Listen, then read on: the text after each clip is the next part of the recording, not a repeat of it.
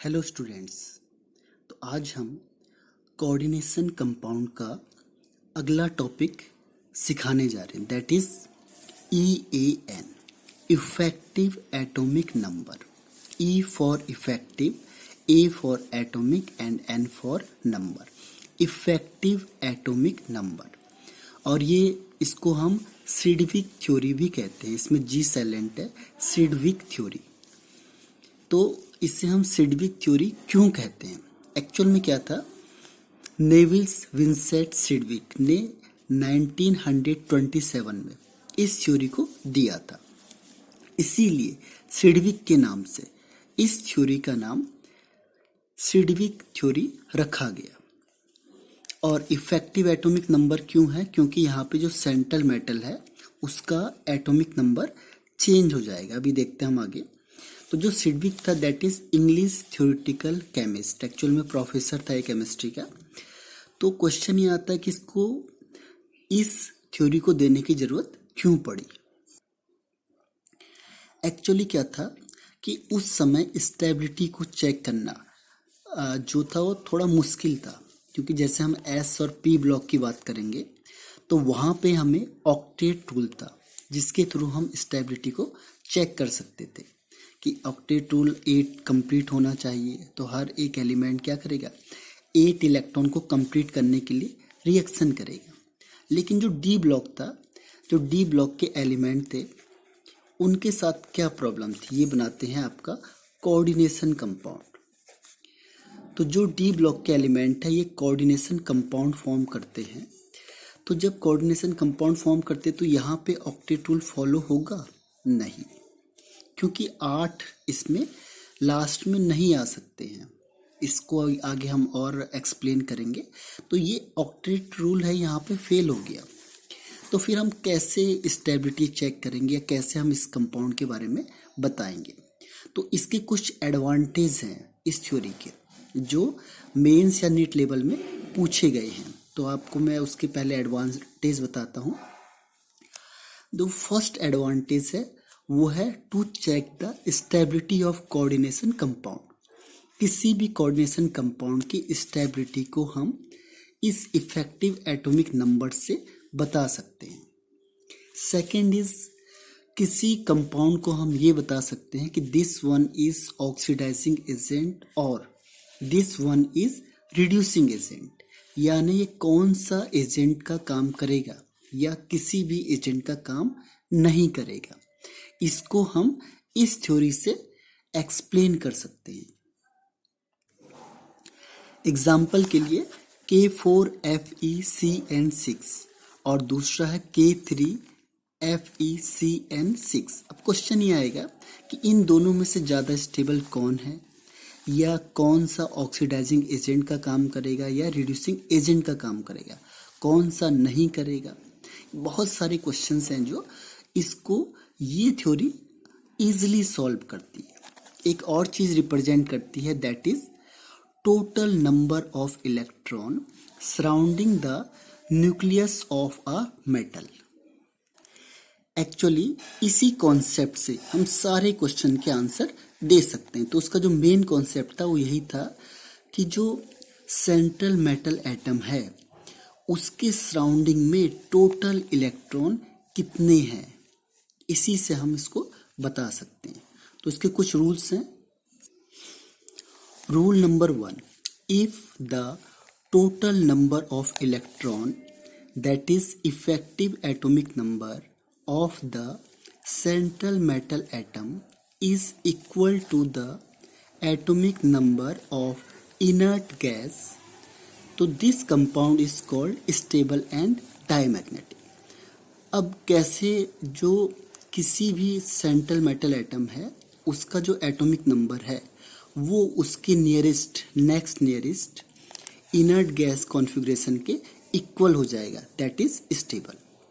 और सेकंड है, अगर नहीं हुआ इक्वल, इफ नॉट इक्वल, जो सेंट्रल मेटल एटम है उसका atomic number nearest, next nearest inert gas configuration के इक्वल नहीं हुआ तो that is unstable and paramagnetic. Means ये थ्योरी ये कहती है कि अगर 3D है, सपोज 3D मीन्स होता है 21 to 30 atomic number. Atomic number 21 से अगर 30 के बीच में हुआ तो इस सेंट्रल मेटल एटम का कॉन्फ़िगरेशन 36 होना चाहिए। Next nearest noble gas configuration यानी क्रिप्टन के इक्वल होना चाहिए, तो वो स्टेबल होगा। अगर 36 नहीं आया तो दैट इज नॉट स्टेबल। ऐसी अगर 4D है, 4D मीन्स 39 to 48, तो इसका next nearest that is 54 xenon. और अगर 5D हुआ, 5D मीन्स होता है 57, फिर 72 to 80। अगर 72 से 80 के बीच में हुआ तो उसे अब 86 एटॉमिक नंबर अचीव करना होगा फॉर स्टेबिलिटी के लिए। तो ये जो सिडविक था उसका ये कहना था कि इलेक्ट्रॉन को आपने गेन करके नोबल गैस कॉन्फ़िगरेशन लाना है। अब हमने टोटल देखना है। अगर सपोज करो जो मेटल है उसका effective atomic number less than 36 हुआ, यानी 36 से कम हुआ, तो हम क्या करेंगे? इसका मतलब क्या हुआ? उस सेंट्रल मेटल एटम को इलेक्ट्रॉन रिक्वायर्ड है, इलेक्ट्रॉन की ज़रूरत है, यानी इलेक्ट्रॉन गेन करेगा, यानी उसका रिडक्शन होगा। इस केस में वो ऑक्सीडाइजिंग एजेंट, उसे हम ऑक्सीडाइजिंग एजेंट कहेंगे। जो सेंट्रल मेटल एटम है उसका इफेक्टिव एटॉमिक नंबर अगर लेस देन 36 हुआ, 36 से कम हुआ, तो that is called oxidising agent. क्यों? क्योंकि वो इलेक्ट्रॉन को गेन करेगा to attain the nearest inert gas configuration that is 36। तो इस वजह से वो इलेक्ट्रॉन को गेन करेगा, तो that is called oxidising agent. और अगर effective atomic number more than 36 हुआ, 36 से ज़्यादा हुआ, इट मीन्स जो सेंट्रल मेटल एटम है वो इलेक्ट्रॉन को लूज करेगा, और लूज करेगा मीन्स ऑक्सीडेशन होगा। अगर ऑक्सीडेशन होगा तो उसे हम कहेंगे reducing agent, right? That is called reducing agent. तो कैसे हम पता लगाएंगे कि ये रिड्यूसिंग एजेंट है या ये ऑक्सीडाइजिंग एजेंट है या फिर ये स्टेबल है या फिर अनस्टेबल है? अब इसको निकालने का तरीका क्या है? इफेक्टिव एटॉमिक नंबर के लिए Z minus x, Z is atomic number of central metal atom. जो सेंट्रल मेटल एटम है उसका एटॉमिक नंबर कितना है, that is called Z। And X for oxidation state. इसमें ध्यान रखना है, अगर सपोज करो ऑक्सीडेशन स्टेट प्लस हुई तो हम यहाँ पे माइनस एक्स लिखेंगे, और अगर ऑक्सीडेशन स्टेट जो है, ये गलत हो गया यार, सॉरी, जो ऑक्सीडेशन स्टेट है वो यहाँ पे क्या होगा? प्लस चार्ज है। प्लस मीन्स होता है उसने इलेक्ट्रॉन को लूज कर दिया, क्लियर? और अगर इलेक्ट्रॉन को लूज किया है तो उसके पास इलेक्ट्रॉन क्या होंगे? कम हो जाएंगे, डिक्रीज हो जाएंगे। इसीलिए यहाँ पे माइनस साइन आया है। माइनस मीन्स उसने उतनी इलेक्ट्रॉन निकाल दी। जैसे सपोज करो कोई एलिमेंट है जिसका एटॉमिक नंबर 25 है, अब उसने, मैंने कहा इससे M2+, यानी अब इसने 2 इलेक्ट्रॉन को निकाल दिया, तो 2 is the oxidation state of metal. तो 2 इलेक्ट्रॉन निकलेंगे तो अब इसके पास कितने रह गए? 23 इलेक्ट्रॉन रह गए। तो ये Z माइनस एक्स मीन्स होता है टोटल इलेक्ट्रॉन। तो ये ऑक्सीडेशन स्टेट किसका होगा? X is oxidation state of central metal atom. जो सेंट्रल मेटल एटम है उसका ऑक्सीडेशन स्टेट को माइनस करना है एटॉमिक नंबर से। फिर plus ligands, number of ligands कितने हैं, into its denticity of ligands. अगर डाइडेंटेट है मीन्स 2, ट्राइडेंटेट मीन्स 3, अगर टेट्रा है तो 4। तो इस तरीके से इनटू 2, या हम इसे दूसरे लैंग्वेज में कहें कि Z minus x plus coordination number into 2। क्योंकि कोऑर्डिनेशन नंबर जितना आएगा उसको 2 से मल्टीप्लाई कर दो। ऐसा क्यों? क्योंकि जो एक लिगेंड्स होता है वो हर हमेशा 2 इलेक्ट्रॉन को डोनेट करता है। तो सपोज करो कोऑर्डिनेशन नंबर 6 है, मीन्स 12 इलेक्ट्रॉन डोनेट हो रहे हैं, यानी एक लिगेंड्स हर हमेशा 2 इलेक्ट्रॉन डोनेट करेगा, दैट इज फिक्स। तो 2 इलेक्ट्रॉन डोनेट करेगा और 6 लिगेंड्स है तो 6 इंटू 2 यानी 12 इलेक्ट्रॉन हमें यहाँ से मिल जाएंगे। तो इस तरीके से फॉर्मूला बना है। तो this is called effective atomic number. तो ये total atomic number means total electron की बात कर रहे हैं हम यहाँ पे कि टोटल इलेक्ट्रॉन कितने हैं, उसी को हम इफेक्टिव एटॉमिक नंबर कहते हैं। इस जो सेंट्रल मेटल एटम है उसके पास टोटल इलेक्ट्रॉन कितने हैं उसके सराउंडिंग में। अब इसको निकालने का तरीका देखो। जैसे हमने कहा K4Fe CN6 और ये ब्रैकेट। तो सबसे पहले हमारा काम क्या है, ऑक्सीडेशन स्टेट को फाइंड आउट करना। सपोज मैंने कहा Fe का x मान लिया और K का हमें पता है +1 होता है एंड CN का -1 होता है। तो अब इसको हम अप्लाई करेंगे 4 इंटू 1, क्योंकि K के 4 हैं तो 4 इंटू 1 प्लस x, क्योंकि Fe x है और CN के 6 हैं तो 6 इंटू -1 इज इक्वल टू 0। तो x plus 4 minus 6 is equal to 0। तो x -2, क्योंकि 6 में से 4 गया -2, तो x -2 इज इक्वल टू 0। तो x इज इक्वल टू +2, यानी इसने अपना 2 इलेक्ट्रॉन लूज कर दिया है। अब effective atomic number is equal to 26, क्योंकि आयरन होता है उसका एटॉमिक नंबर इज 26, -2 क्योंकि 2 इलेक्ट्रॉन उसने लूज कर दिए, +6 क्योंकि इसका कोऑर्डिनेशन नंबर 6 है, इंटू 1 क्योंकि ये मोनोडेंटेट है और इंटू 2 क्योंकि एक लिगेंड्स 2 इलेक्ट्रॉन डोनेट करता है। 26 - 2 24 + 12 यानी 36। तो ये स्टेबल है और डायमैग्नेटिक है, ना तो ये कोई ऑक्सीडाइजिंग एजेंट है और ना ही ये कोई रिड्यूसिंग एजेंट है। क्यों? क्योंकि ये स्टेबल कॉन्फ़िगरेशन अचीव कर चुका है। और सेकेंड एग्जाम्पल इज K3FeCN6। इसमें हमें पता है ऑक्सीडेशन स्टेट हमें आयरन की निकालनी है, ऑक्सीडेशन स्टेट ऑफ आयरन। तो आयरन के लिए क्या होगा, 3 इंटू 1, क्योंकि K का 1 होता है और 3 है K, तो 3 इंटू 1 प्लस x, इसको हम x एज्यूम करेंगे, एंड प्लस 6 इंटू -1, क्योंकि CN का ऑक्सीडेशन स्टेट -1 होता है और CN के 6 एटम है, मॉलिक्यूल है, इज इक्वल टू 0। तो x plus 3 minus 6 is equal to 0।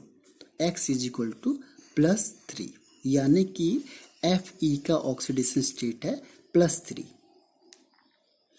अब इफेक्टिव एटॉमिक नंबर कैसे निकलेगा?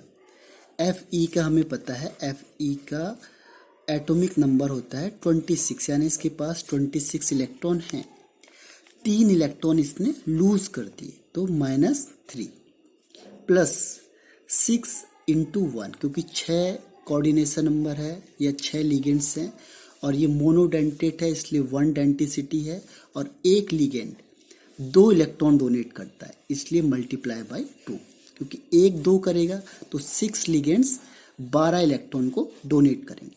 तो 26 - 3 यानी 23 प्लस 12 यानी 35, यानी this one is unstable and it act as a oxidising agent, क्योंकि एटॉमिक नंबर है जो इसका EAN वो लेस देन 36 है, तो it act as a oxidising agent. ये ध्यान रखना है, क्वेश्चन पूछा जाता है मेंस लेवल में जाता है कि कौन सा कोऑर्डिनेशन कंपाउंड ऑक्सीडाइजिंग एजेंट की तरह एक्ट कर रहा है, या कौन सा रिड्यूसिंग एजेंट है, या कौन सा है जो कौन बहुत जल्दी रिड्यूस होगा या ऑक्सीडाइज हो जाएगा। तो इस तरह के क्वेश्चन आते हैं। नेक्स्ट एग्जांपल इज CONS3 6 और ऊपर है 3+ चार्ज। तो cobalt 27 atomic number and NS3 होता है जो दैट इज न्यूट्रल 0। तो कोबाल्ट का चार्ज हो जाएगा ओवरऑल +3, क्योंकि जितना इसका चार्ज है उतना ही कोबाल्ट का चार्ज होगा।